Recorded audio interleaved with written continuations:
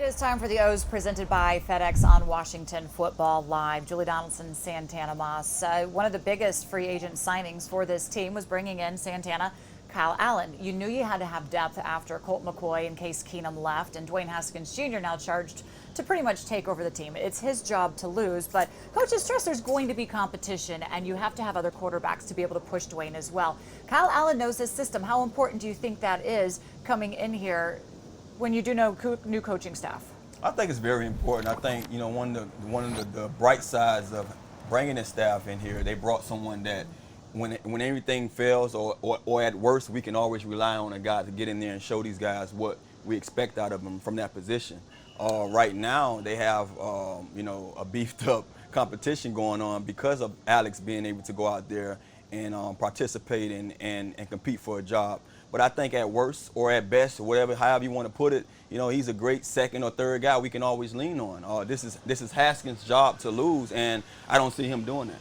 They say Haskins has the intangibles and the higher upside, but Kyle Allen has arm strength himself. The turnovers were definitely a concern last season for him as he ended up starting for Carolina at the end. But they call him basically a classic drop-back quarterback. He's very smart, and he's very willing to try and help Haskins or anybody on this offense. The receivers, the running backs kind of understand what Scott Turner is trying to do, and he says he doesn't mind taking on that role. But I guess the question becomes, should Haskins not be out there, can you rely and trust him to be, I guess, your reliable backup? Because let's not say that there's going to be any COVID or injuries, but should that happen, he's got to be able to go. I mean, at the end of the day, we understand how his season ended last season, and it wasn't that good. But he shows you signs that he can go out there and get the job done. So, you as good as your last outing. I understand that. I played this game, and most guys in that situation want to be able to redeem themselves and say, hey, give me another chance at it. I'm sure he put that behind him a long time ago, and he's looking forward to that opportunity that should he be thrown into the fire again, he's going to probably come out with a better outing.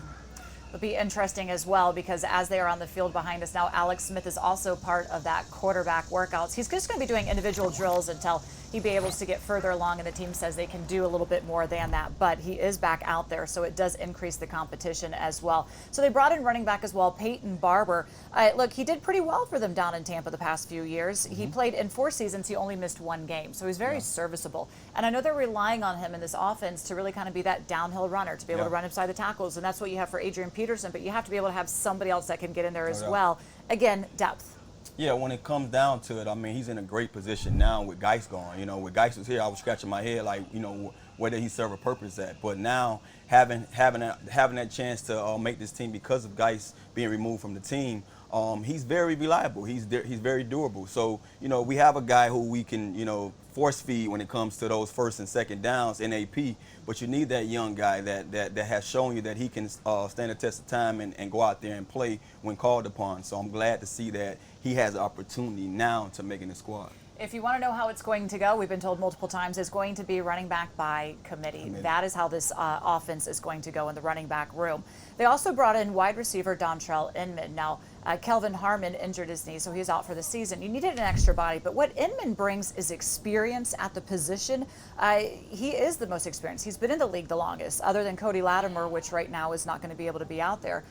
So at the wide receiver position, otherwise you have a lot of rookies. I was told if he can get them to week 5 or 6 and give those rookies a little bit of a chance to really catch up, then he's done his job.